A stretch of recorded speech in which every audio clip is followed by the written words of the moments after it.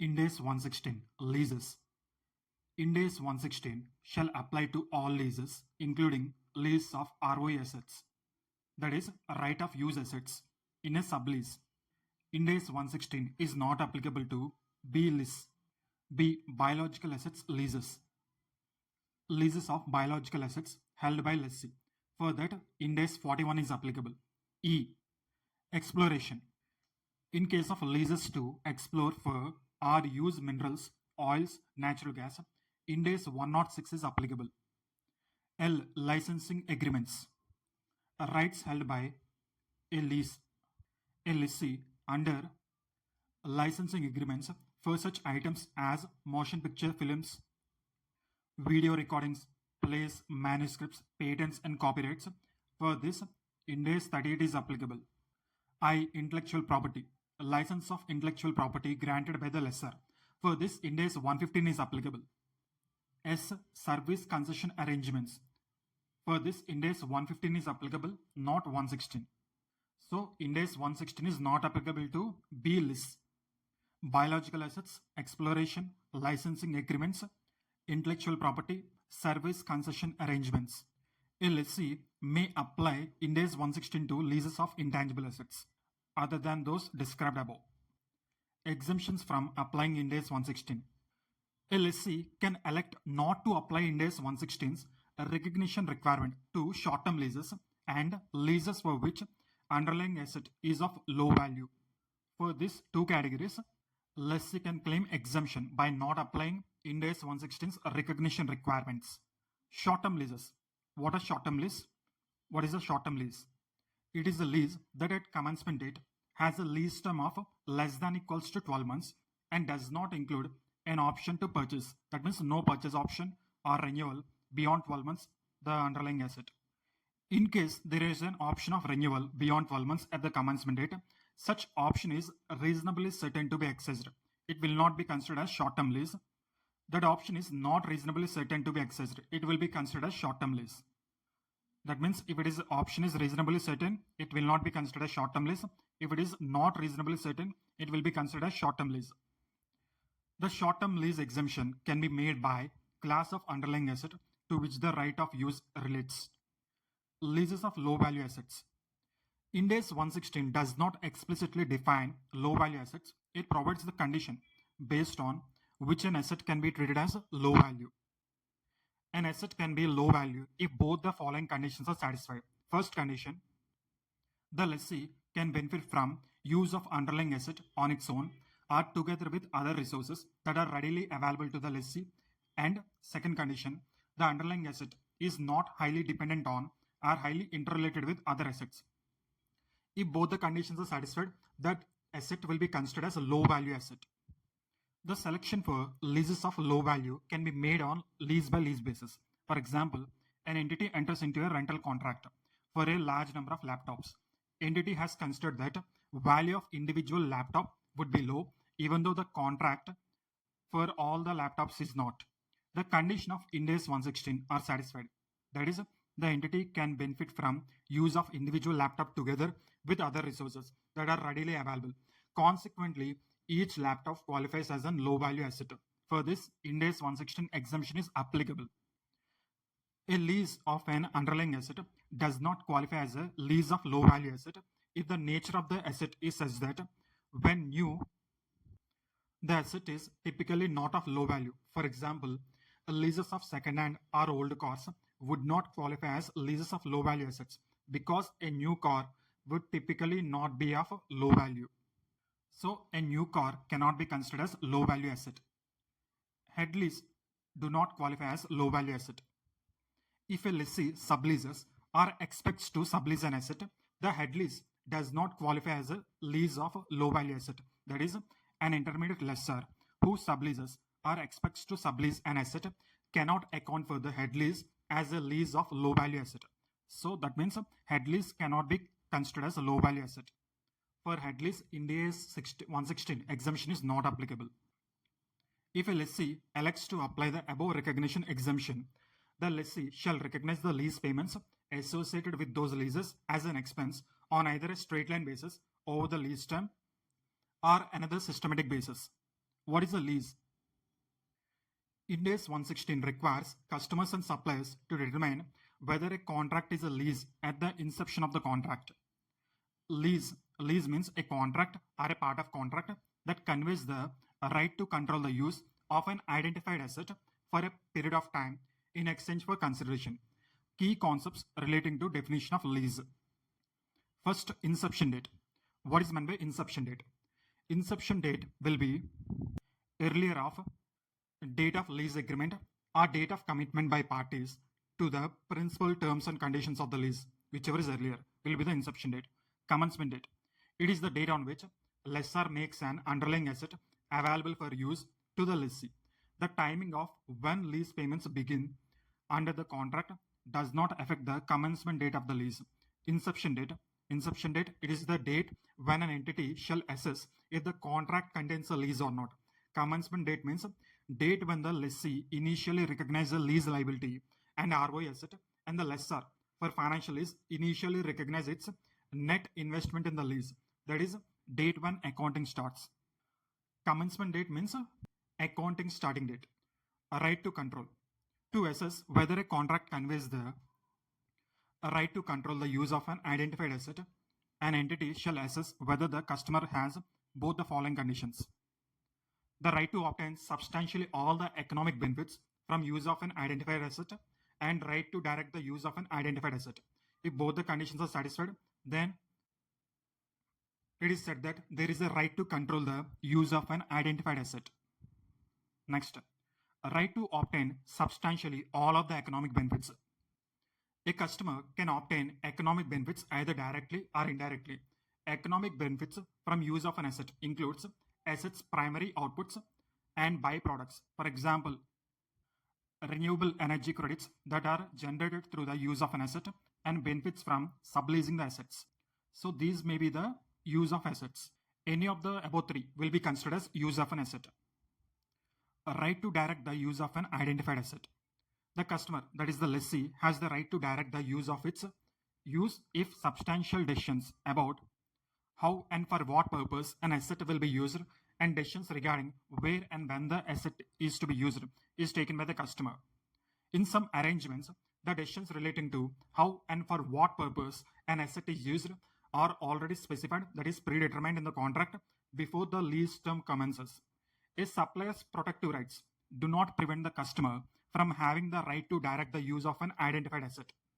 Protective rights are intended to protect a supplier's interest, for example, for compliance with laws and regulations, and may take the form of a specified maximum amount of asset use, a restriction on where an asset may be used, or requirement to follow specific operating instructions. Instructions are some of the examples of protective rights. That means because of protective rights, it does not prevent the customer from having the right to direct the use of an asset. Next, identified asset. An arrangement only contains a lease if there is an identified asset.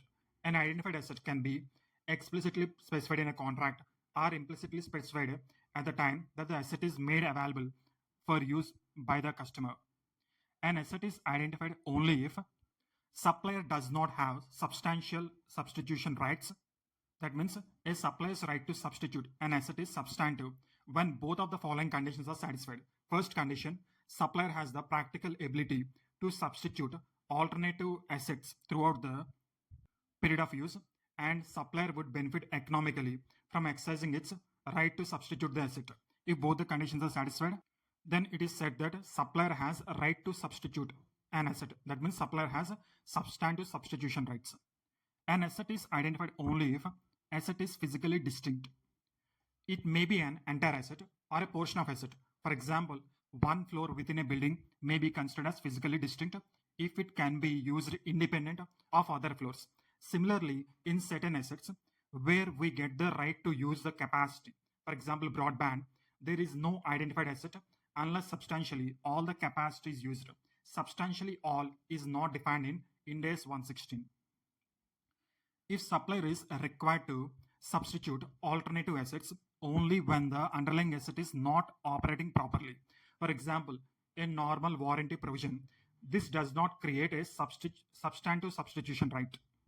Ind AS 116 further clarifies that a customer should presume that a supplier substitution right is not a substantive when the customer cannot readily determine whether the supplier has a substantive substitution right.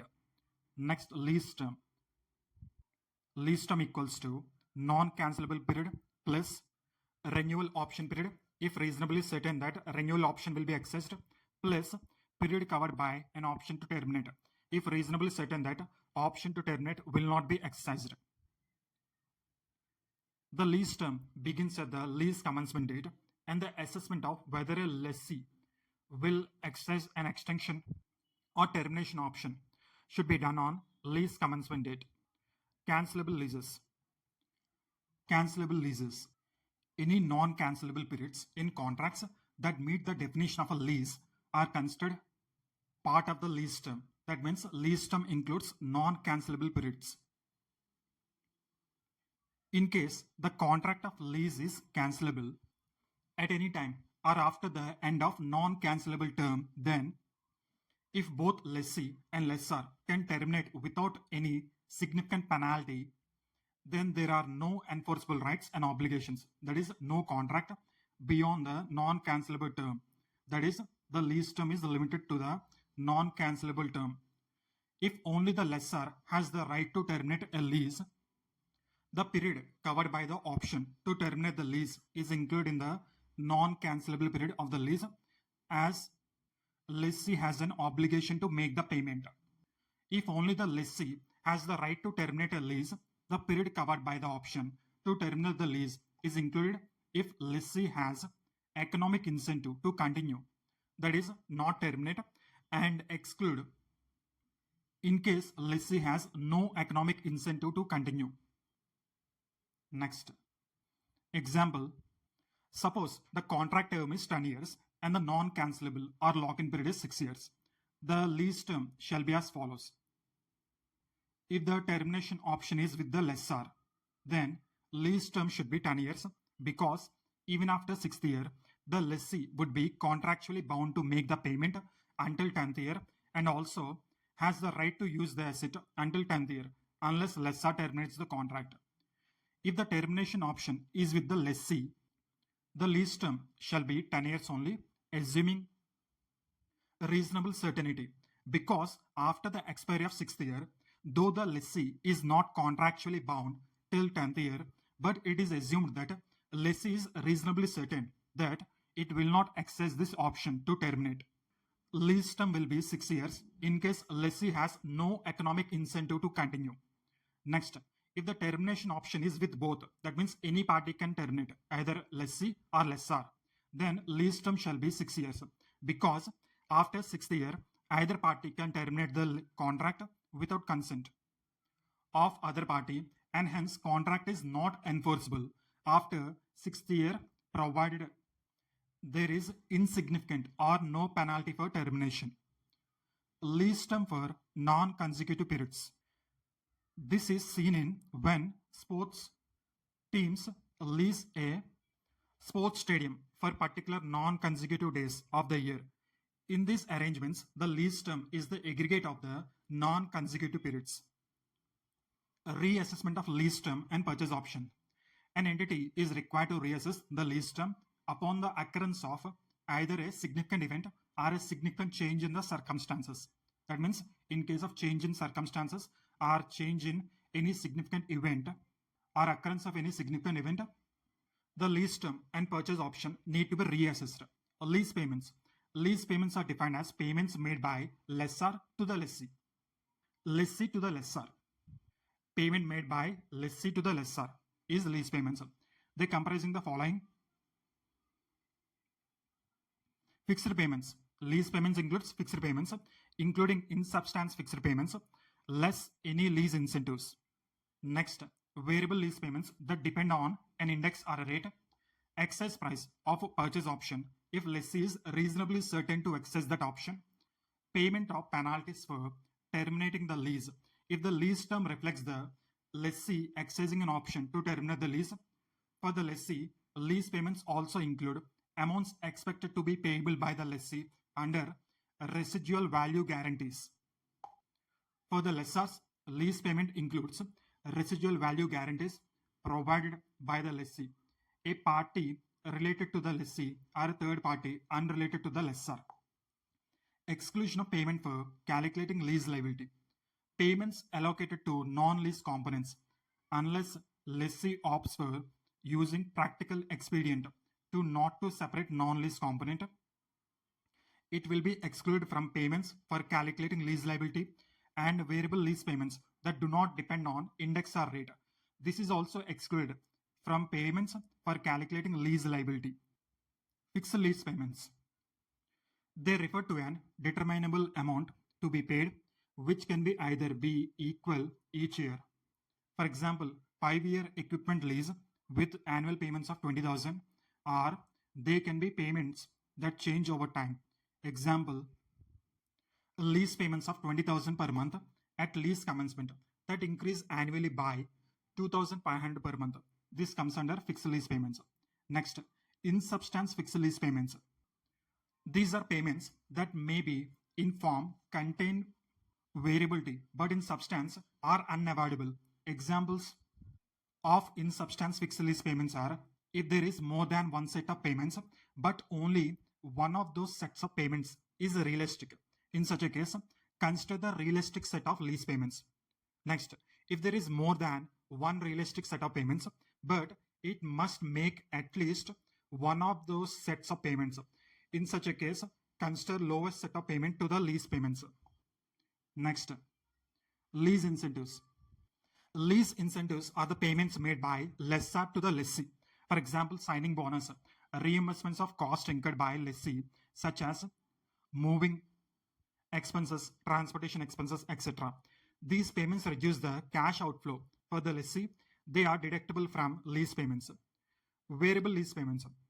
These payments that vary because of changes in facts or circumstances occurring after the commencement date.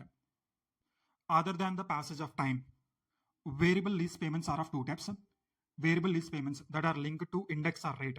Example, consumer price index, benchmark interest rate like LIBOR, MIBOR, etc. In case of variable lease payments that are linked to index or rate, on initial measurement, these payments are included in the lease payments and are measured using index or rate on commencement date. On subsequent measurement, these payments will be reimbursed only when there is a change in cash flows using the index or rate on the date of change in cash flows. In case of variable lease payments which are not linked to index or rate, example, percentage of sales based on number of units produced, these payments that do not depend on index or rate are not included as lease payments. Instead, they are recognized in P&L as and when they are incurred. In some cases, the variability may be resolved during the lease term so that payments become fixed for the remainder of the lease term. The new fixed payments are then used to remeasure the lease liability with an offset to ROI asset. Next, excess price of a purchase option. If the lessee is reasonably certain to exercise a purchase option, the excess price is included as a lease payment. Penalty for terminating a lease. If it is reasonably certain that lessee will not terminate a lease, any termination penalty is excluded from the lease payments.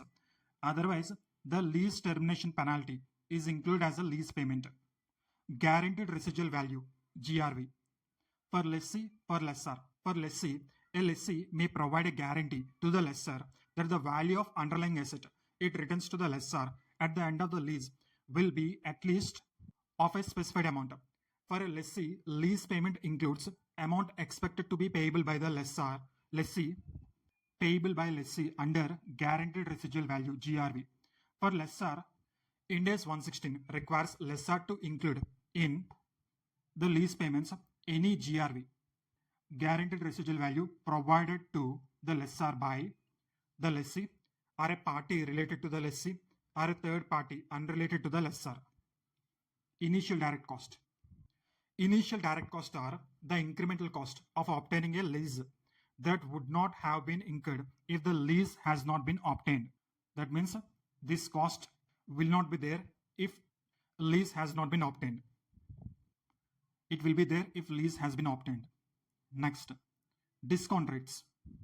Discount rates are used to determine the present value of lease payments, which are used to determine right of use asset and lease liability in case of lessee, and to measure lessor's net investment in the lease.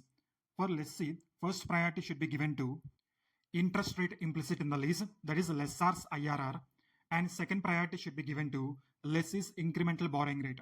For lessor, he should consider interest rate implicit in the lease, that is lessor's IRR.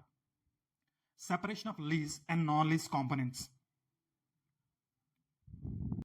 Identifying and separating multiple lease components. A contract might contain rights to use multiple assets, for example, a building and an equipment, multiple pieces of equipment, etc. The right to use such asset is considered as a separate lease component only if both the conditions are satisfied.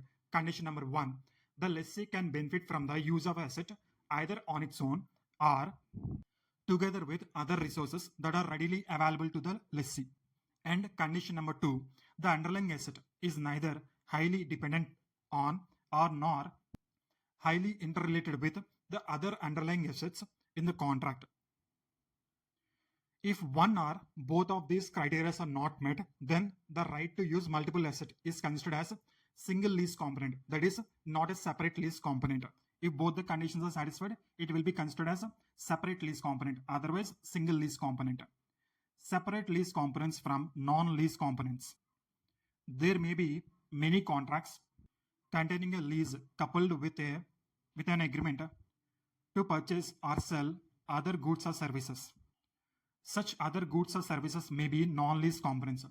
Non-lease components are identified and accounted for separately from the lease components in accordance with other standards. Example, a supplier may lease a truck and also provide a driver. Only the use of the truck is considered as a lease component. Costs related to property taxes and insurance do not involve the transfer of a good or service. Consequently, if these costs are fixed in the contract, they should be included in the overall contract consideration to be allocated to the lease components and non-lease components. Optional exemption of using practical expedient to not to separate non-lease component. Optional exemption of using practical expedient to not to separate non-lease component is available to the lessee. This expedient is not available for the lessors. Lessee that make this policy election will allocate all of the contract consideration to a lease component. The practical expedient does not allow lessees to account for multiple lease components of a contract as a single lease component. Next, allocating the consideration in the contract. Allocate the consideration in the contract to the lease component and non-lease component on a relative standalone selling price basis. Relative standalone price basis provided in case of lessee if he does not opt for practical expedient. If observable standalone prices are not readily available, estimate standalone prices, maximizing the use of observable information. Next, contract combinations. Ind AS 116 requires that two or more contracts entered into at or near the same time with the same counterparty or related parties of the counterparty be considered as a single contract if any one of the following criteria are met. First one, contracts are negotiated as a package, or the amount of consideration to be paid in one contract depends on the price or performance of the other contract, or all or some of the rights to use the asset in each of the contract are a single lease component. If any of the condition criteria are met, it will be considered as single contract. Next, lessee accounting. At the commencement date, the lessee shall recognize a ROE asset, right of use asset, and lease liability, except for short-term leases and leases of low-value assets. If they choose to apply such exemptions, the journal entry will be ROE asset account debit to lease liability account. Initial recognition and measurement. Lease liability. Lease liability is measured at present value of remaining lease payments. Lease payments used in measuring the lease liability are amounts due to the lessor, excluding any payments that a lessee makes before lease commencement. Next, ROE asset, initial recognition and measurement. A lessee initially measures the ROE asset at cost, which consists of all the following. Cost includes initial measurement of lease liability plus payments made before commencement date minus lease incentives received before commencement date plus initial direct cost incurred by the lessee plus present value of decommissioning or site restoration. We will get initial cost of ROI asset. Subsequent measurement in case of lease liability, a lease liability should be accounted in a manner similar to other financial liabilities, that is on amortized cost basis. Thus, after the commencement date, a lessee shall measure the lease liability by increasing the carrying amount to reflect interest on lease liability, reducing the carrying amount to reflect the lease payments made, and remeasuring the carrying amount to reflect any reassessment or lease modifications. Next, in case of subsequent measurement for ROI asset, after the commencement date, ROI asset should be measured using a cost model unless it applies the revaluation model as specified under Ind AS 16. Cost model for ROI asset. Initially, ROI asset will be recognized at cost. Initial measurement of ROI asset at cost minus accumulated depreciation minus accumulated impairment loss plus or minus adjustments for remeasurements of a lease liability due to reassessment or lease modification. Depreciation for ROI assets. ROI assets should be depreciated over the lease term. In case there is a purchase option which is expected to be exercised by the lessee, it should be depreciated over the entire useful life. Revaluation model for ROI assets. A lessee may elect to apply the revaluation model to all of the ROI assets that relates to the class of PP, property, plant, equipment. However, if the ROI assets meets the definition of investment property, then revaluation model cannot be applied. Expenses recognition. Lessee recognize the following items in expense for leases: depreciation of ROI asset, interest expense on lease liability, variable lease payments that are not included in the lease liability. For example, variable lease payments that do not depend on index or rate, impairment of ROI asset. Impairment will be done as per Ind AS 36. Next, leases denominated in a foreign currency. Lessee applies Ind AS 21 to leases denominated in a foreign currency. Lessee remeasures the foreign currency denominated lease liability using the exchange rate at each reporting date, that is closing rate, like they do for other monetary liabilities. Any changes to the lease liability due to exchange rate changes are recognized in P&L. ROI asset is a non-monetary asset which is to be measured at historical cost. It is not affected by changes in exchange rates. Therefore, ROI asset will not be affected by any changes in exchange rates. Next, remeasurement. Ind AS 116 requires lessees to remeasure lease liability upon a change in lease payments on account of any of the following other than lease modification: reassessment of lease term on account of reasonable certainty to exercise or not exercise extension or termination option, and reassessment of whether lessee is reasonably certain to exercise an purchase option, an option to purchase the asset. In any of the cases, we use revised discounting rate, that is rate on remeasurement date.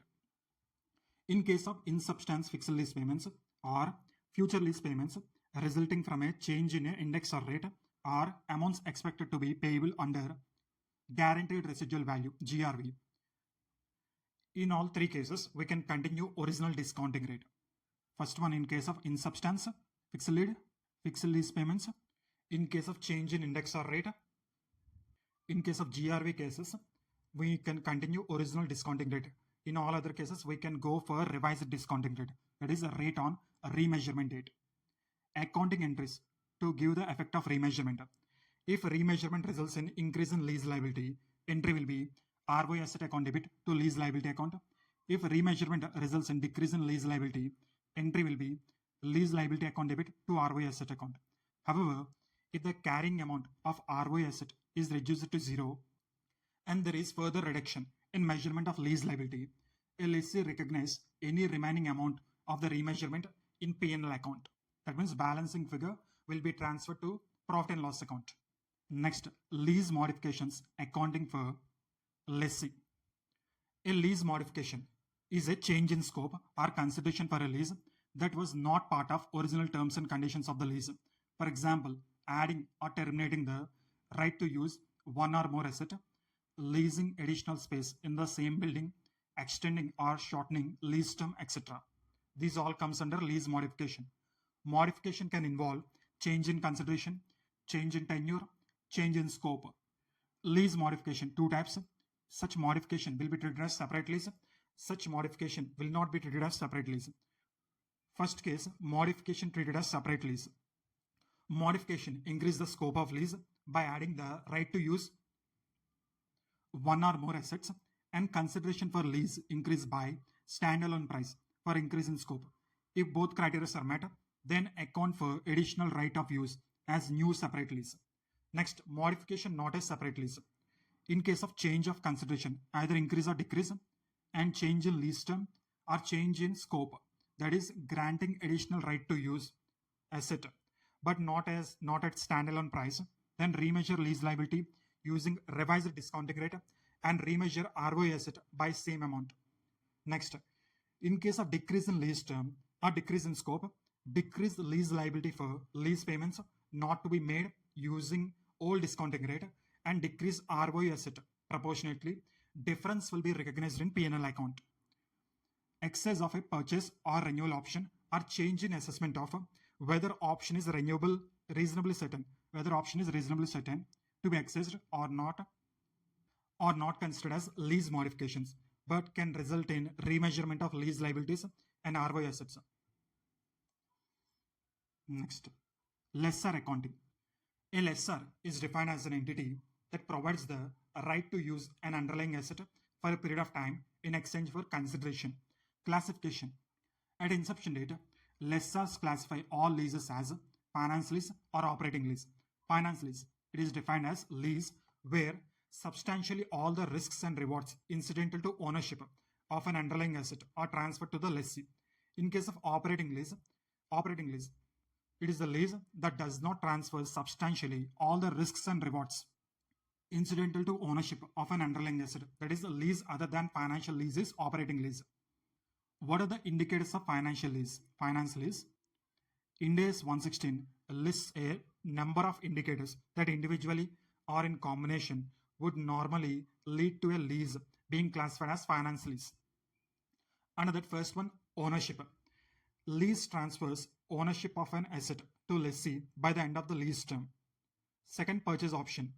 Lessee has an option to purchase the asset at a price that is expected to be sufficiently lower than fair value at the date option becomes exercisable. Third, lease term. The lease term is for major part of the economic life of the asset, even if title is not transferred. Fourth one, present value of minimum lease payments. The present value of lease payments substantially covers fair value of the asset. The term substantially all is not defined in Ind AS 116. Specialized in nature. The asset is of such specialized nature that only the lessee can use it without major modifications. These are the indicators that would lead to an lease to be called as finance lease. Next, lessors are required to reassess the lease classification only if there is a lease modification. If a lease modification results in a separate new lease, the new lease would be classified in the same manner as any new lease. Accounting in the books of lessor. In lessor books, there will be two types of leases: operating lease, finance lease. Initial measurement. In case of operating lease, there will be no entry. In case of finance lease, during initial measurement, the entry will be lease receivable account debit, that is net investment, to asset account, carrying amount. The difference will be transferred to P&L account. Subsequent measurement. In case of operating lease, recognize depreciation. The entry will be depreciation account debit to asset account. Recognize lease rent income. Entry will be bank account debit, deferred rent account debit to rental income. Lease rent are to be recognized on SLM basis unless another basis is more representative. In case of finance lease, there will be no depreciation in case of subsequent measurement, and recognize finance income. Entry will be lease receivable account debit to finance income. Finance income will be charged to P&L account. The finance income will be calculated using interest rate implicit in the lease. Receive lease payment. Entry will be bank account debit to lease receivable account. Next, in case of indirect Initial direct cost. Initial direct cost in case of operating lease. Initial direct cost are included in the carrying amount of underlying asset in an operating lease. In case of finance lease, initial direct cost are included in the initial measurement of the finance lease receivable, which reduces the amount of income recognized over the lease term. Next, variable lease payments that do not depend on index or rate. In case of operating lease, recognize income from variable lease payments that do not depend on an index or rate. Example, performance or usage-based payments in the period in which the income is earned. In case of finance lease, recognize income from variable lease payments that are not included in the net investment in the lease. Example, performance or usage-based variable payments in the period in which they are earned. Next, gross investment. How to calculate gross investment? Lease payments receivable plus unguaranteed residual value gives gross investment. Unguaranteed residual value, UGRV, equals to expected residual value minus guaranteed residual value. Unguaranteed residual value is that portion of residual value of the underlying asset, the realization of which by a lessor is not assured or is guaranteed solely by a party related to the lessor. Net investment. How to calculate net investment? Present value of gross investment. That is present value of lease payments plus present value of unguaranteed residual value gives net investment. Next, unearned finance income, that equals to gross investment minus net investment gives unearned finance income. Discount rate used should be interest rate implicit in the lease, that is IRR of the lessor, that is rate at which present value of lease payments plus unguaranteed residual value should be equal to fair value of at inception. Fair value at inception. A lessor shall review regularly estimated unguaranteed residual value. If there is reduction in unguaranteed residual value, it shall be considered. Increase in unguaranteed residual value from original estimate shall be ignored. Finance leases, where lessor is a manufacturer or dealer. At lease commencement, that is initial measurement, a manufacturer or dealer lessor recognize the following. First one, revenue should be recorded based on lower of fair value of the assets or present value of lease payments, excluding unguaranteed residual value. The cost of goods sold will be calculated at cost less present value of unguaranteed residual value. The difference will be shown as selling price, selling profit, that is gross profit. The presentation of the profit on sale of inventory is generally presented by showing the revenue and cost of goods sold separately, and hence above mentioned numbers need to be calculated. Any initial direct cost incurred by a manufacturer or dealer is to be expensed to P&L account immediately as it attributable to sales. Subsequent measurement in case of finance lease, where lessor is a manufacturer or dealer, remains the same. Lease modifications accounting for lessor.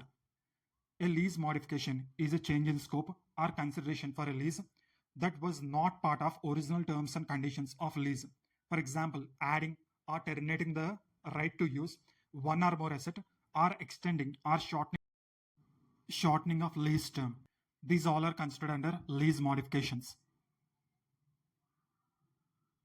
Lease modification is of two types: finance lease modification, operating lease modification.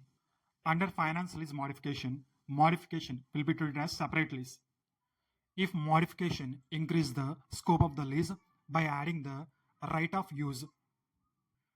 to use one or more assets and consideration for lease increases by standalone price per increase in scope. If both the criteria are met, a lessor would account it as a separate new lease. Next, in case of finance lease modification, these two categories will not be considered as separate leases. Under that first one, modification results in change in classification to operating lease. In such a case, account for lease modification as a new lease from effective date of modification and recognize asset at net investment in lease on date of modification and derecognize lease receivable account. In case of all other lease modifications, apply requirements of Ind AS 109 financial instruments. Next, operating lease modification. A lessor shall account it as a new lease from the date of modification, considering any prepaid or accrued lease payments relating to original lease as a part of lease payments for new lease. That means it should be considered as new lease from the date of modification. Next, lease classification test for land and buildings. For a lease that includes both land and buildings, the lessor separately assesses the classification of each element as a finance lease or an operating lease, having fact that land normally has an indefinite economic life. The lessor allocates lease payments between land and building in proportion to their relative fair value at inception date. If lease payments cannot be allocated reliably between these two elements, the entire lease shall be classified as finance lease unless it is clear that both elements are operating leases, in which case the entire lease will be considered as classified as operating lease. Next, for a lease of land and buildings in which the amount of land element is immaterial to the lease, the lessor may treat land and buildings as a single unit for the purpose of lease classification and classify it as finance lease or an operating lease. In such a case, the lessor regards the economic life of the buildings as the economic life of the entire underlying asset. Next, subleases. What is the meaning of sublease? Sublease is a transaction for which an underlying asset is released by a lessee to a third party. The original lease is often referred to as head lease. The original lessee is often referred to as an intermediate lessor or sublessor, and the ultimate lessee is often referred to as an sublessee. It can be demonstrated as follows. There will be a lessor and original lease or intermediate lessor, original lessee or intermediate lessor, and sublessee. The lease between lessor and original lessee is the head lease. The lease between intermediate lessor and sublessee is the sublease.